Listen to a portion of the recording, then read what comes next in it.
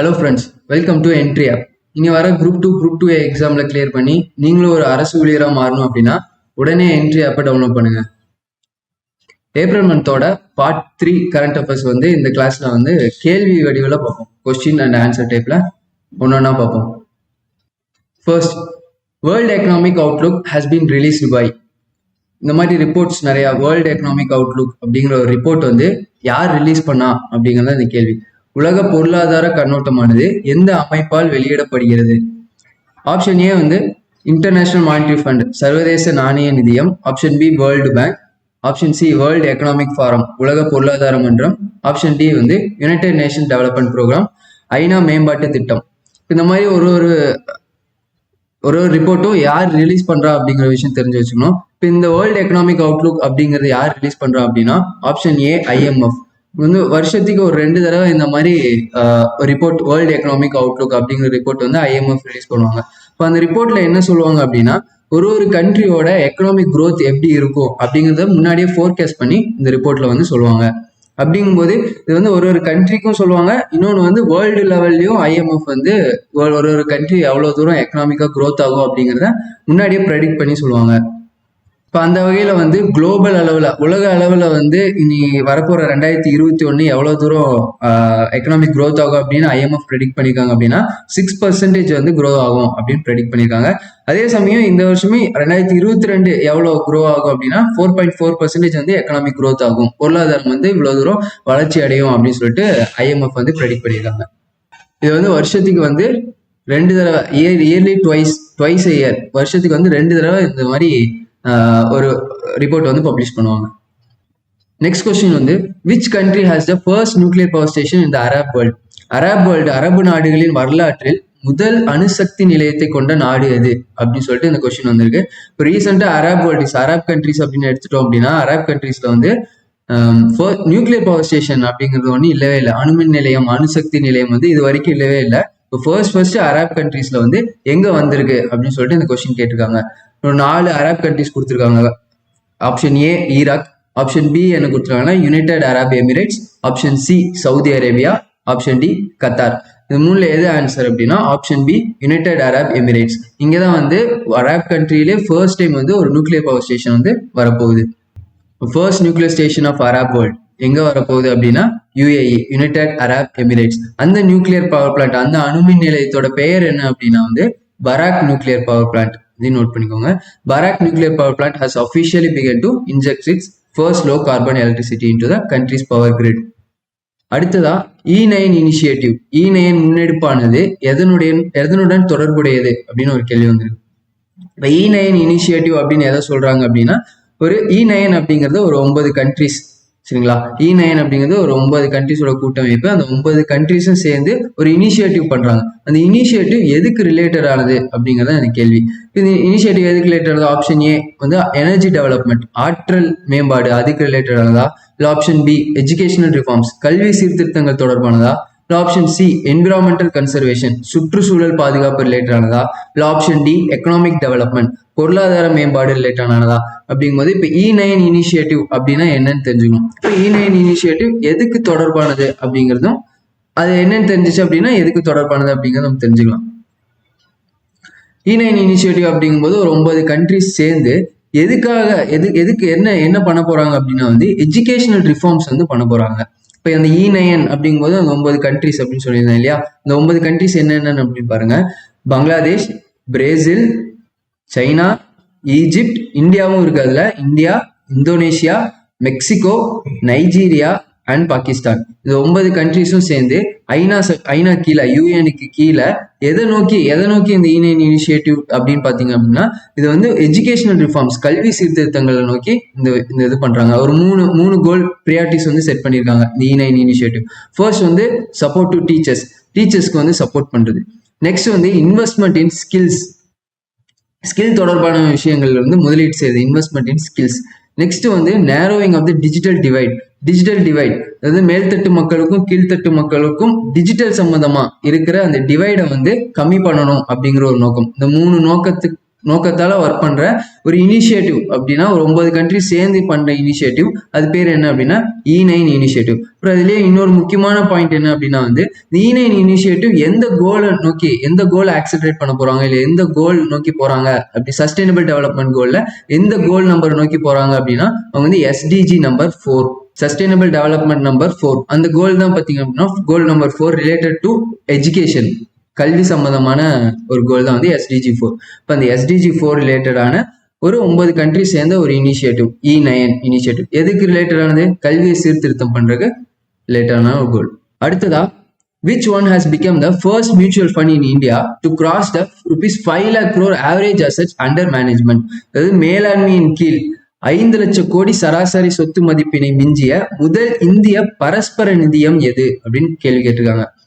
இப்போ இந்த பரஸ்பர நிதியம் மியூச்சுவல் ஃபண்ட்ஸ் அப்படின்னா என்ன அப்படின்னா வந்து மியூச்சுவல் ஃபண்ட்ஸ் அப்படிங்கும்போது இப்போ வந்து மியூச்சுவல் ஃபண்ட்ஸ் எல்லாருமே சேர்ந்து ஏதோ ஒரு இடத்துல இன்வெஸ்ட் பண்றாங்க அப்படிங்கிறத மியூச்சுவல் ஃபண்ட்ஸ். ஃபார் எக்ஸாம்பிள் வந்து இப்போ வந்து ஒரு 5-6 பேர் இருக்காங்க, 5-6 மக்கள் இருக்காங்க. இவங்களுக்கு வந்து ஒரு இவங்க இன்வெஸ்ட் பண்ணணும் அப்படின்னா இவங்க எதுலலாம் இன்வெஸ்ட் பண்ணலாம் அப்படின்னா உங்களுக்கு நிறைய ஆப்ஷன்ஸ் இருக்கு. ஒன்று ஃபர்ஸ்ட் ஆப்ஷன்ஸ் மினிமமா தெரிஞ்சது வந்து ஒரு சேவிங் டெபாசிட்ல இன்வெஸ்ட் பண்ணலாம். இப்போ சேவிங்ஸ் அக்கௌண்ட்ல இன்வெஸ்ட் பண்ணோம் அப்படின்னா வருஷம் அதுக்கு உண்டான ஒரு இன்ட்ரெஸ்ட் வந்து கிடைக்கும். இன்னும் அவங்க என்னெல்லாம் இன்வெஸ்ட் பண்ணலாம் அப்படின்னா ஷேர்ஸ்ல இன்வெஸ்ட் பண்ணலாம், ஸ்டாக்ஸ்ல இன்வெஸ்ட் பண்ணலாம், இன்னும் நிறைய விஷயம் கோல்ட்ல இன்வெஸ்ட் பண்ணலாம். இந்த மாதிரி நிறைய விஷயங்கள் இருக்கு.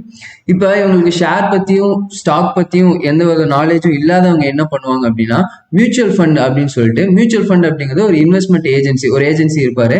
அவங்களுக்கு வந்து இந்த ஸ்டாக்கை பத்தியும் ஷேரை பத்தியும் எல்லா நாலேஜும் இருக்கும். நம்ம காசு கொண்டு போய் இவங்கள்ட்ட கொடுத்துட்டோம் அப்படின்னா இவங்க ஒரு போர்ட்ஃபோலியோவா ஸ்பிளிட் பண்ணி ஒரு பர்சன்டேஜ் வந்து ஷேர்ல இன்வெஸ்ட் பண்ணுவாங்க, ஒரு பர்சன்டேஜ் வந்து ஸ்டாக்ல இன்வெஸ்ட் பண்ணுவாங்க, ஒரு பர்சன்டேஜ் வந்து கோல்ட்ல இன்வெஸ்ட் பண்ணுவாங்க, ஒரு பர்சன்டேஜ் வந்து வேற ஏதாவது இன்ஃப்ராஸ்ட்ரக்சர்ல வேற ஏதாவது ஒரு கம்பெனி மேல இன்வெஸ்ட் பண்ணுவாங்க. இந்த மாதிரி ஸ்பிளிட் பண்ணி இன்வெஸ்ட் பண்ணுவாங்க.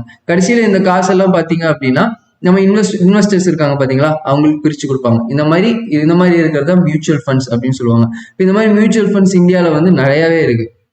ஃபார் எக்ஸாம்பிளுக்கு வந்து இந்த ஆப்ஷன்ல இருக்க SBI mutual funds, HDFC mutual funds, Aditya Birla mutual funds, axis mutual funds அப்படின்னு சொல்லிட்டு நிறைய மியூச்சுவல் ஃபண்ட்ஸ் இருக்கு. நம்ம ஏதோ ஒரு மியூச்சுவல் ஃபண்ட்ஸ்ல போய் நம்ம காசு கொடுத்தோம் அப்படின்னா நம்மளுக்கு ஃபிக்ஸ்டா இவ்வளவு இன்ட்ரெஸ்ட் வந்து வந்துட்டு இருக்கும். அவங்களுக்கு எங்க இருந்து அந்த காசு கொடுக்குறாங்க அப்படின்னா அவங்க வந்து அந்த ஷேர்ல, ஸ்டாக்ல, கோல்டுல அந்த மாதிரி இன்வெஸ்ட் பண்ணி அந்த பைசா வந்து நம்மளுக்கு வந்து இன்ட்ரெஸ்டா கொடுக்குறாங்க. இதுக்கு பேர் தான் வந்து மியூச்சுவல் ஃபண்ட். இப்போ கொஸ்டின் என்ன அப்படின்னா இந்த மாதிரி மியூச்சுவல் ஃபண்ட்ல எது வந்து 5 lakh crore ஆவரேஜ் அசெட்ஸ், அதாவது 5 லட்சம் கோடி சராசரி சொத்து மதிப்பினை எந்த மியூச்சுவல் ஃபண்ட்ஸ், எந்த பரஸ்பர நிதியம் தாண்டி இருக்கு ரீசெண்டா அப்படின்னு சொல்லிட்டு இந்த கொஸ்டின். இப்போ இதுக்கு ஆன்சர் என்ன அப்படின்னா வந்து SBI mutual funds. Option A SBI mutual funds தான் இதுக்கான ஆன்சர். அதாவது இன்வெஸ்டர்ஸ்ட நம்ம காசு கொடுப்போம். இன்வெஸ்டர்ஸ் எல்லாத்தோட காசு, நம்ம மாதிரி நிறைய இன்வெஸ்டர்ஸ் இருப்பாங்க. அந்த மாதிரி மணிஸ் எல்லாத்தையும் பூல் பண்ணி அவங்க எதுல பண்ணுவாங்கன்னா மியூச்சுவல் ஃபண்ட்ல, அதாவது மியூச்சுவல் ஃபண்ட் அவங்க வந்து இன்வெஸ்ட் பண்ணுவாங்க. எதுல எல்லாம் இன்வெஸ்ட் பண்ணுவாங்க அப்படின்னா வந்து ஸ்டாக்ஸ்ல இன்வெஸ்ட் பண்ணுவாங்க, பாண்ட்ஸ்ல இன்வெஸ்ட் பண்ணுவாங்க, கவர்மெண்டோட பாண்ட்ஸ், அந்த மாதிரி பாண்ட்ஸ்ல இன்வெஸ்ட் பண்ணுவாங்க. நெக்ஸ்ட் மணி மார்க்கெட் இன்ஸ்ட்ருமெண்ட்ஸ், இன்னும் அதர் அசெட்ஸ். ஃபார் எக்ஸாம்பிள் நான் ஆல்ரெடி சொன்ன மாதிரி கோல்ட்ல இன்வெஸ்ட் பண்ணலாம். இந்த மாதிரி நிறைய இடத்துல வந்து ஸ்பிளிட் பண்ணி இன்வெஸ்ட் பண்ணுவாங்க. அப்புறம் நம்மளுக்கு வந்து எந்த வித லாஸும் இருக்காது. ஆனா இன்ட்ரெஸ்ட் பாத்தீங்க அப்படின்னா கம்மியா தான் இருக்கும் மியூச்சுவல் ஃபண்ட்ஸ். இதே டைரக்டா நம்ம போய் ஷேர்ல இன்வெஸ்ட் பண்ணோம் அப்படின்னா நம்மளுக்கு வந்து ரிட்டர்னும் அதிகமா இருக்கும், ஆனா ரிஸ்க்கும் அதிகமா இருக்கும். ரிட்டர்னும் அதிகமா இருக்கும், அதே சேம் டைம் ரிஸ்க்கும் அதிகமா இருக்கும். இதே வந்து நம்ம மியூச்சுவல் ஃபண்ட்ஸ் மாதிரி ஒரு இன்வெஸ்ட்மெண்ட்ல கொடுத்தோம் அப்படின்னா அங்க இருக்கிற இன்வெஸ்டர்ஸ் இன்வெஸ்ட் பண்றதுனால நம்மளுக்கு வந்து ரிட்டர்ன் கம்மியா தான் இருக்கும், ஆனா ரிஸ்க் ரொம்ப கம்மியாகும். ரிஸ்க்கும் பாத்தீங்க அப்படின்னா நெக்ஸ்ட் நியூஸ் வந்து ஹரித்வார் கும்பமேளா ஹெல்டட். ஹரித்வார் கும்பமேளா எங்கு நடைபெற்றது அப்படின்னு சொல்லிட்டு இந்த கேள்வி. ஹரித்வார் கும்பமேளா எங்க நடைபெற்றிருக்கு அப்படின்னா ஹரித்வார்ல தான் நடந்திருக்கு. இப்போ ஹரித்வார் எங்க இருக்கு, எந்த ஸ்டேட்ல இருக்கு அப்படின்னு தெரிஞ்சிச்சு அப்படின்னா நம்ம இந்த ஆப்ஷனை வந்து மார்க் பண்ணிடலாம். ஹரித்வார் எங்க இருக்கு? உத்தரப்பிரதேஷ்ல இருக்கா, உத்தரகண்ட்ல இருக்கா, இமாச்சல் பிரதேசா, மத்திய பிரதேசா? ஆன்சர் வந்து உத்தரப்பிரதேஷ். கும்பமேளா அப்படிங்கிறது வந்து 12 வருஷத்துக்கு ஒருக்கா ஒரு இடத்துல வந்து நடக்கும். இதே வந்து 12 வருஷத்துக்கு ஒருக்கா வந்து இப்ப வந்து ஹரித்வார்ல இந்த வருஷம் நடந்திருக்கு அப்படின்னா 12 வருஷம் கழிச்சு மறுபடியும் ஹரித்வார்ல நடக்கும். ஆனா அகைன் 3 வருஷம் கேப்லயே பாத்தீங்க அப்படின்னா ஹரித்வார் வேற ஒரு பிளேஸ்ல நடக்கும். ஃபார் எக்ஸாம்பிளுக்கு வந்து நாசிக்ல போன இந்த 3 வருஷத்துக்கு முன்னாடி கும்பமேளா எங்க நடந்துச்சு அப்படின்னா நாசிக்ல நடந்துச்சு. இப்ப இந்த ரீசெண்டா இருக்க கும்பமேளா எங்க நடந்திருக்கு அப்படின்னா ஹரித்வார்ல நடந்திருக்கு. இந்த மாதிரி ஒரு 4 பிளேஸ்ல வந்து 3 வருஷத்துக்கு ஒருக்கா கும்பமேளா நடந்துகிட்டே இருக்கும். ஒரே பிளேஸ்ல திரும்ப நடக்கணும் அப்படின்னா 12 வருஷத்துக்கு அப்புறம் நடக்கும். இப்ப ஹரித்வார்ல நடந்த கும்பமேளா இனி அடுத்தது வந்து 12 வருஷம் கழிச்சு மறுபடியும் ஹரித்வார்ல கும்பமேளா நடக்கும். இந்த கும்பமேளா எவ்வளவு மாசங்கள் நடக்கும்? இந்த ஒரு ஃபெஸ்டிவல் மாதிரி இந்த எவ்வளவு மாசம் நடக்கும் அப்படின்னா கிட்டத்தட்ட ஒரு 4 மாசம் 4 மந்த் வந்து இந்த கும்பமேளா நடக்கும். இந்த 4 மந்த் டைம்ல வந்து ஒரு பெரிய லார்ஜ் ரிலீஜியஸ் காங்க்ளோமரேட்ஸ் நடக்கும். அதாவது நிறைய ரிலீஜியஸ் சம்பந்தமான இந்து மத சம்பந்தமா ஒரு நிறைய மக்கள் வந்து இந்த ஹரித்வார்ல கூடுவாங்க. இப்போ இந்த இடத்துல கூடும்போது என்ன ஆகும் அப்படின்னா இந்த 4 மாசத்துக்கு வந்து இந்த ஹரித்வாரை சுத்தி இருக்க பீப்புளோட எக்கனாமி வந்து ஒரு எனார்மஸா growth ஆகும். ஆனா இப்ப கோவிட் ரெஸ்ட்ரிக்ஷனால இந்த 4 மாசம் அப்படிங்கிறது வந்து எவ்வளவு மாசமா குறைஞ்சிருச்சு அப்படின்னா இப்போ 1 மாசம் 1 மந்தா குறைஞ்சு இந்த ரீசெண்டா இருந்த ஹரித்வார்ல நடந்த கும்பமேளா கிட்டத்தட்ட 1 மாசம் தான் நடந்திருக்கு. இப்போ இதுக்கான ஆன்சர் வந்து உத்தரப்பிரதேஷ். அதே மாதிரி ஹரித்வார் எந்த ரிவரோட பேங்க்ல இருக்கு அப்படின்னா வந்து கங்கா கங்கா கடற்கரை ஓரத்துக்கு கங்கா நதிக்கரை ஓரத்துல வந்து இந்த ஹரித்வார் வந்து இருக்கு. இதே இது 3 வருஷத்துக்கு முன்னாடி நாசிக்ல நடந்துச்சுன்னு சொன்னிருந்தேன் இல்லையா, நாசிக் எங்க இருக்குன்னா மகாராஷ்டிரால இருக்கு. இது எந்த நதியோட கரையில இருக்கு அப்படின்னா கோதாவரி நதியோட கரையில இருக்கு. நார்மல் சர்க்கம்ஸ்டன்ஸ்ல கும்பமேளா வந்து நியர்லி 4 மந்த்ஸ் நடக்கும். ஆனா இந்த வருஷம் கொரோனானால வந்து 1 மந்த் தான் நடந்துச்சு. அடுத்த கொஸ்டின் வந்து Artemis space programme is planned by Artemis விண்வெளி திட்டம் எந்த நாட்டினால் திட்டமிடப்பட்டுள்ளது. இன்னும் வந்து இது வந்து செயலாக்கம் பண்ணல. இது செயலாக்கம் பண்ணாங்க அப்படின்னா அப்பவும் அது நியூஸ்ல வரும், அப்பவும் அது இம்பார்ட்டன்ட் தான். இப்போ ஆர்டிமிஸ் ஸ்பேஸ் ப்ரோக்ராம் எந்த நாட்டோடது அப்படின்னு ஃபர்ஸ்ட் தெரிஞ்சுக்கணும். இது ரொம்ப நாள் ரீசெண்டா நியூஸ்ல வந்துட்டு இருக்கு. இப்போ ஆர்டிமிஸ் ஸ்பேஸ் ப்ரோக்ராம் இது எந்த கண்ட்ரியோடது அப்படின்னா எந்த ஸ்பேஸ் ஏஜென்சியோடதுன்னு ஃபர்ஸ்ட் தெரிஞ்சுக்கணும். இது எந்த ஸ்பேஸ் ஏஜென்சியோடது அப்படின்னா நாசாவோடது, நேஷனல் ஏரோநாட்டிக்கல் ஸ்பேஸ் அட்மினிஸ்ட்ரேஷன். இப்போ இந்த நாசா எந்த கண்ட்ரி சேர்ந்தது அப்படின்னா யுஎஸ்ஏ சேர்ந்தது. அப்படிங்கும்போது ஆன்சர் வந்து யுஎஸ்ஏ. இது இந்தியாவோட ஸ்பேஸ் ப்ரோக்ராம் பேர் என்ன, ஸ்பேஸ் ரிசர்ச் சென்டர் பேர் என்ன அப்படின்னா இஸ்ரோ. இது ஜப்பானோடது டாக்ஸா அப்படின்னு சொல்லுவாங்க, ஜப்பான் ஏரோஸ்பேஸ் எக்ஸ்ப்ளோரேஷன் ஏஜென்சி அப்படின்னு சொல்லுவாங்க. இப்போ இந்த ஆர்டிமிஸ் ஸ்பேஸ் ப்ரோக்ராம் எந்த கோளை நோக்கி போகுதா, இல்ல ஏதாச்சும் ஒரு ஆஸ்ட்ராய்ட்ஸ் நோக்கி போகுதா, இல்ல ஏதாச்சும் ஒரு பிளானட்டா, இல்ல மூணா, அந்த மாதிரி பார்த்தோம் அப்படின்னா இப்போ ஆர்டிமிஸ் ஸ்பேஸ் ப்ரோக்ராம் எந்த ஒரு இதை நோக்கி போகுது அப்படின்னா நம்ம மூன், நேச்சுரல் சேட்டலைட்டான மூணு நோக்கி போற ஒரு ப்ரோக்ராம் தான் வந்து ஆர்டிமிஸ் ஸ்பேஸ் ப்ரோக்ராம். இதுல வந்து நிறைய இம்பார்ட்டன்ட் இருக்கு. என்ன இம்பார்ட்டன்ட் அப்படின்னா வந்து இது வந்து ரொம்ப நாளைக்கு அப்புறம் வந்து மூணுக்கு வந்து ஒரு பெண் வந்து அனுப்ப போறாங்க. நாசா வந்து ஒரு பெண் அனுப்பலாம் அப்படின்னு சொல்லிட்டு ஒரு முடிவு பண்ணிக்காங்க. இன்னொன்று வந்து சவுத் போல், மூணோட சவுத் போல் அதிகமா எக்ஸ்ப்ளோர் பண்ணாத ஒரு ஏரியா, அந்த ஏரியாவுக்கும் இந்த ஆர்டிமிஸ் ஸ்பேஸ் ப்ரோக்ராம் வந்து மூணோட சவுத் போலுக்கு வந்து செலுத்த போறாங்க. இப்போ ஆர்டிமிஸ் அப்படிங்கிறது எந்த நாட்டோடது அப்படின்னா NASA, America. Next, which one is not included into the special drawing rights, SDR அப்படின்னு சொல்லுவாங்க. சிறப்பு உரிமை நாணயங்களில் அடங்காதது எது அப்படின்னு சொல்லிட்டு இந்த கேள்வி.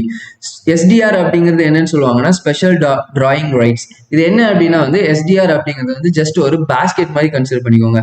ஒரு பாஸ்கெட் அப்படின்னா ஒரு கூடை, அந்த கூடையில என்ன இருக்கும், இந்த கூடையில எஸ்டிஆர் அப்படிங்கிற இந்த பாஸ்கெட்ல என்ன இருக்கும் அப்படின்னா ஒரு 4-5 கண்ட்ரிஸோட கரன்சிஸை வந்து இதுல வந்து கம்பேர் பண்ணி போட்டு வச்சிருப்பாங்க. அதாவது ஃபார் எக்ஸாம்பிள் இப்போ வந்து டாலர் மட்டுமே இருந்துச்சு அப்படின்னா வந்து இப்போ டாலர் மேலே ஏறினாலோ டாலர் கீழே ஏறினாலோ இது வந்து பாதிக்கப்படும். இதே இப்போ சைனீஸோட கரன்சி மட்டும் வைக்கிறாங்க அப்படின்னா அந்த சைனீஸ் கரன்சி மேலே போனாலோ கீழே போனாலோ இது வந்து பாதிக்கப்படும்.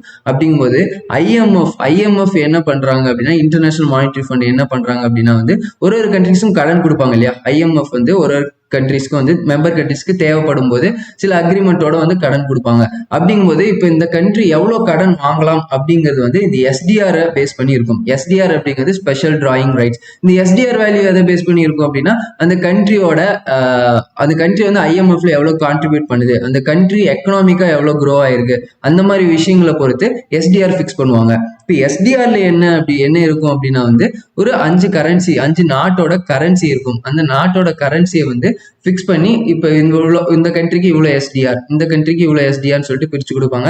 அந்த எஸ்டிஆருக்கு ஏற்ற மாதிரி அந்த கண்ட்ரி வந்து ஐஎம்எஃப்ல இருந்து கடன் வாங்குவாங்க. அப்போ அந்த ஸ்பெஷல் டிராயிங் ரைட்ஸ்ல 5 கண்ட்ரி இருக்கா, 5 கண்ட்ரியோட கரன்சி இருக்கா, அந்த கரன்சி என்னெல்லாம் அப்படின்னு சொல்லிட்டு தான் இந்த question.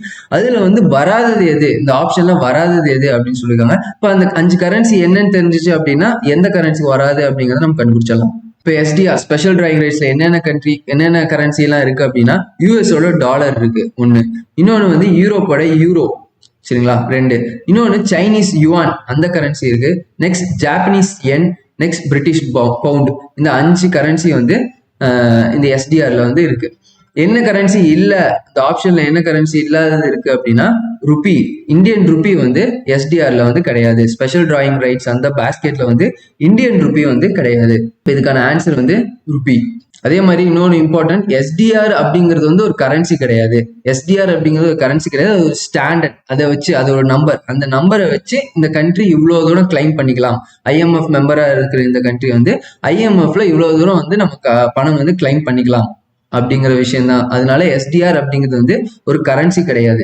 Next, which district tops இந்த ஓட்டர் டர்ன் அவுட் ஹெல்ட் இந்த ரீசன்ட் தமிழ்நாடு எலெக்ஷன். அதாவது சமீபத்தில் நடைபெற்ற தமிழ்நாடு சட்டமன்ற தேர்தலில் அதிக வாக்குப்பதிவுடன் முதலிடத்தில் உள்ள மாவட்டம் எது அப்படின்னு சொல்லிட்டு கேள்வி வந்திருக்கு. இப்ப ரீசெண்டா நடந்த தமிழ்நாடு அசம்பிளி எலெக்ஷன் எத்தனாவது எலெக்ஷன் அப்படின்னா 16th 16வது சட்டமன்ற தேர்தல் இப்ப ரீசெண்டா நடந்திருக்கு.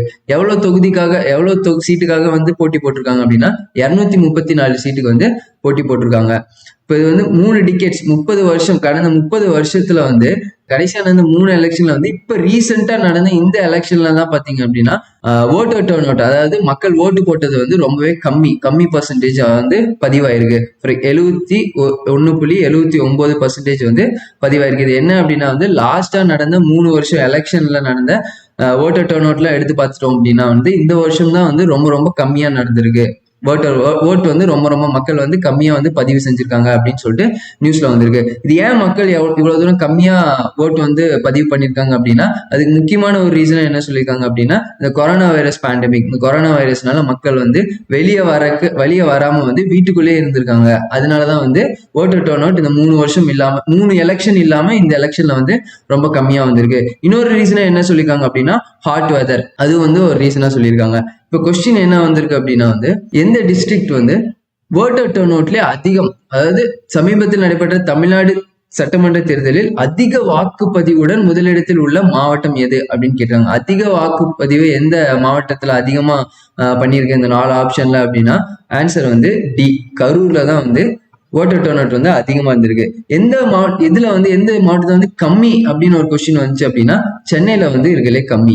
அடுத்ததா வந்து which state has become the first state in the country to provide 100% tap water supply, 100% குடிநீர் குழாய் வசதியினை வழங்கியுள்ள முதல் இந்திய மாநிலமாக உருவெடுத்த உள்ள மாநிலம் எது அப்படின்னு சொல்லிட்டு இந்த கேள்வி வந்திருக்கு. இப்ப ரீசெண்டா இல்ல 2019 வந்து ஒரு ஸ்கீம் வந்து கொண்டு வந்தாங்க, ஜல் ஜீவன் மிஷன் அப்படின்னு சொல்லிட்டு ஒரு மிஷன். ஜல் ஜீவன் மிஷன் எதை நோக்கி, அதோட அப்ஜெக்டிவ் என்ன அப்படின்னு பார்த்தோம்னா ஜல் ஜீவன் மிஷன் என்னன்னா எல்லா வீட்டுக்கும் வந்து direct tap water, drinking water வந்து டைரக்டா டேப் வாட்டர்ல கொடுக்கணும் அப்படிங்கிறது தான் 2019 போடப்பட்ட இந்த ஜல் ஜீவன் மிஷன் அப்படிங்கிற மிஷனோட மெயினான அப்ஜெக்டிவ். இப்போ அந்த அப்ஜெக்டிவ் நோக்கி எல்லா ஸ்டேட்லயும் வந்து டைரக்டா வந்து வீட்டுக்கு வந்து டேப் வாட்டர் கொடுக்கணும் அப்படிங்கிறது வந்து இம்ப்ளிமெண்ட் ஆயிட்டு இருந்துச்சு. இப்போ அந்த வகையில வந்து இப்போ ரீசெண்டா ஒரு ஸ்டேட் வந்து 100% வந்து டேப் வாட்டர் சப்ளை வந்து அச்சீவ் பண்ணிருச்சு. அதாவது 100% குடிநீர் குழாய் வசதியை வந்து 100% அங்க அந்த ஸ்டேட்ல இருக்க எல்லா வீட்லயும் வந்து இது வந்து பண்ணி கொடுத்துருக்காங்க. அப்படின்னா அந்த ஸ்டேட் என்ன அப்படின்னு சொல்லிட்டு அந்த கொஸ்டின் வந்திருக்கு. அது என்ன அப்படின்னா வந்து ஆன்சர் வந்து டி, கோவா. கோவா தான் பாத்தீங்க அப்படின்னா வந்து ரீசெண்டா 100% வந்து டேப் வாட்டர் சப்ளை வந்து அச்சீவ் பண்ணியிருக்காங்க. எந்த மிஷினுக்கு கீழே அப்படின்னா வந்து ஜல் ஜீவன் மிஷின் அப்படிங்கிற மிஷினுக்கு கீழே வந்து இதை அச்சீவ் பண்ணியிருக்காங்க. இந்த ஜல் ஜீவன் மிஷின் எந்த அமைச்சகம் கீழே வருது, எந்த மினிஸ்ட்ரி கீழே வருது அப்படின்னா இது வந்து ஜல் சக்தி மினிஸ்ட்ரி அப்படிங்கிற மினிஸ்ட்ரி கீழே வந்து இந்த மிஷின் வந்து வருது. Goa has become the first state in the country to provide 100% tap water supply. கோவாவை தொடர்ந்து வேற என்ன ஸ்டேட்லாம் அச்சீவ் பண்ணியிருக்கு அப்படின்னா வந்து தெலுங்கானா அச்சீவ் பண்ணியிருக்கு. அப்புறம் எந்த யூனியன் டெரிட்டரி, ஒரு யூனியன் பிரதேசம் வந்து 100% டேப் வாட்டர் சப்ளை அச்சீவ் பண்ணியிருக்கு அப்படின்னா அது வந்து அந்தமான் அண்ட் நிக்கோபார் ஐலாண்ட். இப்போ வந்து ஃபர்ஸ்ட் ஸ்டேட் அப்படின்னு கேட்டாங்க அப்படின்னா கோவா. எதெல்லாம் அச்சீவ் பண்ணியிருக்கு அப்படின்னா வந்து கோவா அப்படிங்கிற ஒரு ஸ்டேட்டும் நெக்ஸ்ட் தெலுங்கானா ஸ்டேட்டும் அச்சீவ் பண்ணியிருக்கு. அது கூடவே ஒரு யூனியன் டெரிட்டரி அச்சீவ் பண்ணியிருக்கு. அது என்ன அப்படின்னா அந்தமான் அண்ட் நிக்கோபார் ஐலாண்ட். அடுத்ததான் வந்து which state has the second highest number of workers going abroad, அதிக எண்ணிக்கையில் தொழிலாளர்களை வெளிநாடுகளுக்கு வேலைக்கு அனுப்பும் நாட்டில் இரண்டாவது மாநிலம் எது? நம் நாட்டுல எந்த இரண்டாவது மாநிலம் அதிக எண்ணிக்கையில தொழிலாளர்களை வந்து வேலைக்கு வெளிநாட்டுக்கு அனுப்புறாங்க அப்படின்னு சொல்லிட்டு இந்த கொஸ்டின் வந்திருக்கு. இது ரீசெண்டா ஒரு இந்த மாதிரி ஒர்க்கர்ஸ் வந்து கோயிங் அப்ராட், அதாவது வெளிநாட்டுக்கு போற ஒர்க்கர்ஸ், வெளிநாட்டுல இருந்து வர குடிபெயர்ந்து வரவங்க, இந்த மாதிரி சொல்லிட்டு ஒரு ரிப்போர்ட் வந்து ரீசெண்டா ரிலீஸ் ஆச்சு. இதுல மெயினா வந்து இரண்டாவது மாநிலத்தை கேட்டிருக்காங்க. முதல் மாநிலமா எது அப்படின்னா வந்து ரொம்ப நாளாவே எது இருக்கு அப்படின்னா கேரளா தான் முதல் மாநிலமா இருக்கு. கேரளால இருந்து அதிக பேர் வந்து வெளிநாடுகளுக்கு வந்து வேலை செய்ய போறாங்க. அதுலயும் குறிப்பா எங்க அப்படின்னா அரப் கண்ட்ரிஸ்க்கு வந்து அதிகமா வேலை செய்ய போறாங்க. இப்ப இரண்டாவது மாநிலம் அப்படின்னு சொல்லிட்டு கேட்டிருக்கனால இரண்டாவது மாநிலம் எது அப்படின்னு பாத்தீங்கன்னா ஆன்சர் வந்து ஏ, தமிழ்நாடு. தமிழ்நாடு அப்படிங்கறத வந்து இரண்டாவது மாநிலமா இப்ப வந்து வந்திருக்கு. இந்தியாவிலே வந்து இரண்டாவது மாநிலம் அதிகமான தொழிலாளர் வந்து வெளிநாட்டுக்கு அனுப்புறாங்க. அதுலயே ஃபர்ஸ்ட் எந்த கண்ட்ரிக்கு அனுப்புறாங்க அப்படின்னா தமிழ்நாட்டுல இருந்து ஃபர்ஸ்ட் எந்த கண்ட்ரிக்கு போறாங்க அப்படின்னா சிங்கப்பூருக்கு போறாங்க. செகண்ட் எந்த கண்ட்ரிக்கு போறாங்க அப்படின்னா யுஏஇ, யுனைடெட் அரப் எமிரேட்ஸ்க்கு வந்து ரெண்டாவதா இந்த கண்ட்ரிக்கும் போறாங்க. இப்போ ரீசெண்டா வந்த ரிப்போர்ட் படி 1 in every 10 இண்டிவிஜுவல்ஸ், அதாவது இந்தியால இருந்து ஒரு 10 பேர் வேலைக்கு போறாங்க, வெளிநாட்டுக்கு வேலைக்கு போறாங்க அப்படின்னா அந்த 10ல ஒருத்தர் வந்து தமிழ்நாட்டை சேர்ந்தவரா இருக்காரு அப்படின்னு சொல்லிட்டு இந்த ரீசெண்டா வந்த ரிப்போர்ட்ல வந்து இது வந்து மென்ஷன் பண்ணியிருக்காங்க. Kerala has the highest number of workers going abroad. As usual Kerala வந்து அதிகமான தொழிலாளர்கள் எங்கிருந்து எந்த மாநிலத்திலிருந்து வெளில போறாங்க அப்படின்னா ஃபர்ஸ்ட் வந்து கேரளா. இப்ப செகண்டா எது வந்திருக்கு அப்படின்னா வந்து தமிழ்நாடு வந்திருக்கு. அடுத்த question, the 17th minister meet of the BIMSTEC was recently held in virtual mode by எந்த நாடு அப்படின்னு சொல்லி கேட்டிருக்காங்க. அதாவது பிம்ஸ்டெக் அமைப்பின் காணொலி மூலம் நடைபெற்ற 17வது அமைச்சர்கள் சந்திப்பினை தலைமையேற்று நடத்திய நாடு எது? இந்த நாடு வந்து ஹெட், அந்த பிம்ஸ்டெக்கோட 17th மினிஸ்டீரியல் மீட்டிங் வந்து எந்த நாடு வந்து ஹெட், எந்த நாடு தலைமை ஏற்றிருக்கு அப்படின்னு சொல்லிட்டு இந்த கொஸ்டின் கேட்டிருக்காங்க.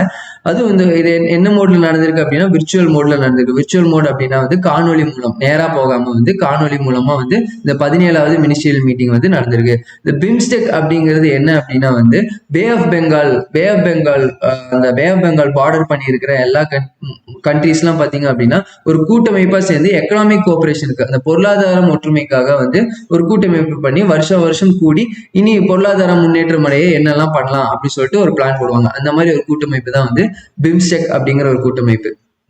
இந்த பிம்ஸ்டெக் கூட்டமைப்பு எப்ப ஆரம்பிச்சதுன்னு பாத்தீங்கன்னா 6 ஜூன் 1997, 1997 6 ஜூன் அன்னைக்கு வந்து பேங்காக் டிக்ளரேஷன் அப்படின்னு சொல்லிட்டு ஒரு டிக்ளரேஷன் மூலியமா ஃபர்ஸ்ட் வந்து பிஸ்ட் அப்படின்னு சொல்லிட்டு ஒரு எக்கனாமிக் கோஆபரேஷன், அதாவது பொருளாதார கூட்டமைப்புக்காக பொருளாதார முன்னேற்றம் அடையிறதுக்காக பிஸ்ட் அப்படின்னு சொல்லிட்டு ஒரு 4 கண்ட்ரிஸ் சேர்ந்து வந்து ஆரம்பிக்கிறாங்க. அந்த 4 கண்ட்ரிஸ் என்ன அப்படின்னா வந்து பெயர்லேயே இருக்கு, pissed. Bangladesh, India, Sri Lanka, Thailand சொல்லிட்டு இந்த 4 கண்ட்ரிஸ் சேர்ந்து 1997 பிஸ்ட்ன்னு சொல்லிட்டு ஒரு கூட்டமைப்பு ஆரம்பிக்கிறாங்க. அதுக்கப்புறம் ஒரு 2 கண்ட்ரிஸ் அதுல ஜாயின் பண்றாங்க லேட்டரா. அது என்ன அப்படின்னா வந்து 2004 வந்து நேபாளும் பூட்டானும் அது இதுல வந்து ஜாயின் பண்றாங்க. நேபாள், பூட்டான் வந்து 2004 ஜாயின் பண்றாங்க. அதுக்கு முன்னாடியே வந்து 22 டிசம்பர் 1997 ஆரம்பிச்சு ஒரு 6 மாசத்துக்கு அப்புறமாவே அதை வந்து பிம்ஸ்ட்னு சொல்லிட்டு ரீநேம் பண்ணிடுறாங்க. அதாவது பிஸ்ட் அப்படிங்கறத நடுவில் எம் ஒன்று சேர்த்து பிம்ஸ்ட் அப்படின்னு சொல்லிட்டு ரீநேம் பண்ணிடுறாங்க.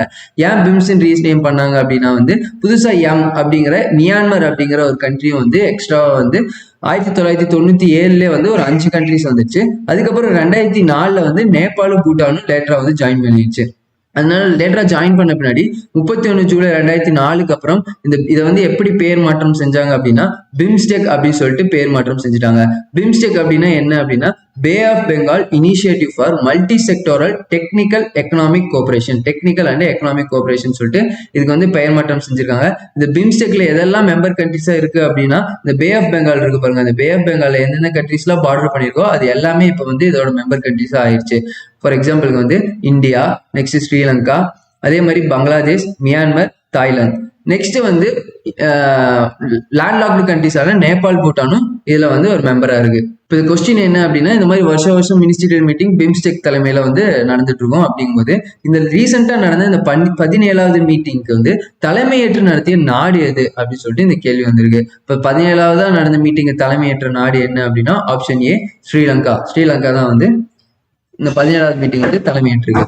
அடுத்ததா, as per the recent report, who is the world's largest market for renewable energy? அதாவது சமீபத்தின் அறிக்கையின்படி புதுப்பிக்கத்தக்க ஆற்றலுக்கான உலகின் மிகப்பெரிய சந்தையாக திகழும் நாடு எது? புதுப்பிக்கத்தக்க ஆற்றல், world's largest market for renewable எனர்ஜிக்கு எந்த நாடு அப்படின்னு சொல்லிட்டு கேட்டிருக்காங்க. இப்போ ரீசெண்டா இந்த கிளைமேட் சேஞ்ச் இஷ்யூஸ்னாலையும் இன்னொன்று வந்து குளோபல் வார்மிங்னாலையும் என்னவா இருக்கு அப்படின்னா வந்து உலக நாடுகள் எல்லாம் என்ன சொல்லிட்டு இருக்காங்க அப்படின்னா வந்து எல்லாரும் ரினியூவபிள் எனர்ஜிக்கு போகணும், நான் ரினியூவபிள் எனர்ஜில இருந்து ரினியூவபிள் எனர்ஜிக்கு போகணும். ரினியூவபிள் எனர்ஜி அப்படிங்கும்போது என்ன அப்படின்னா அதை வந்து ஈஸியா புதுப்பித்திடலாம். புதுப்பிக்கத்தக்க ஆற்றல் இருக்கிறது தான் வந்து ரினியூவபிள் எனர்ஜிஸ்ன்னு சொல்லுவாங்க.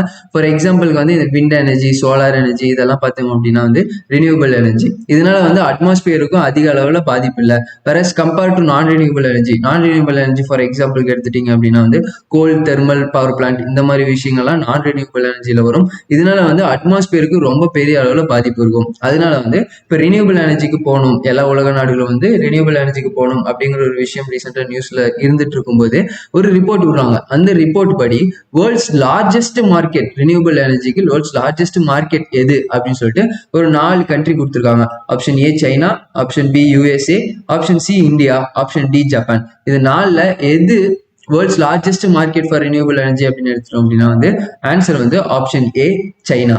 ரினியூவபிள் எனர்ஜி அப்படிங்கும் போது என்னெல்லாம் வரும் பாருங்க. சன்லைட், சூரிய வெளிச்சம், wind, rain, tides, waves, geothermal heat, இன்னும் சில விஷயங்கள்லாம் வரும். இதுல இருந்து எனர்ஜிஸ் எடுத்தோம் அப்படின்னா வந்து அது அந்த எனர்ஜி என்னன்னு சொல்லுவோம், அந்த ஆற்றல் என்னன்னு சொல்லுவோம் அப்படின்னா ரினியூவபிள் எனர்ஜி அப்படின்னு சொல்லுவோம்.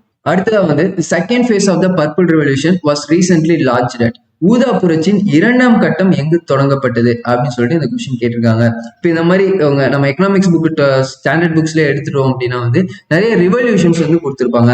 ஒரு ரிவல்யூஷனும் எந்தெந்த பொருள் சார்ந்தது அப்படின்னு சொல்லிட்டு உங்களுக்கு மேட்ச்ல கேட்கலாம். அப்படிங்கிற வகையில இப்போ ரீசெண்டா வந்து பர்பிள் ரெவல்யூஷன் ஊதா புரட்சி வந்து 2ஆம் கட்டம் எங்க தொடங்கப்பட்டது அப்படின்னா இதுக்கான ஆன்சர் என்ன அப்படின்னா option A Jammu and Kashmir. இந்த பர்பிள் ரெவல்யூஷன் அப்படின்னு சொல்லிட்டு எந்த ஒரு பொருளை வந்து குறிப்பிட்டாங்க, எந்த பொருளுக்கு இணையா இந்த பர்பிள் ரெவல்யூஷன் ஊதா புரட்சி அப்படின்னு சொல்றாங்க அப்படின்னா வந்து லாவெண்டர் அப்படிங்கிற பூவோட ப்ரொடக்ஷனை தான் வந்து என்னன்னு குறிக்கிறாங்க அப்படின்னா பர்பிள் ரெவல்யூஷன் அப்படின்னு சொல்லிட்டு குறிக்கிறாங்க.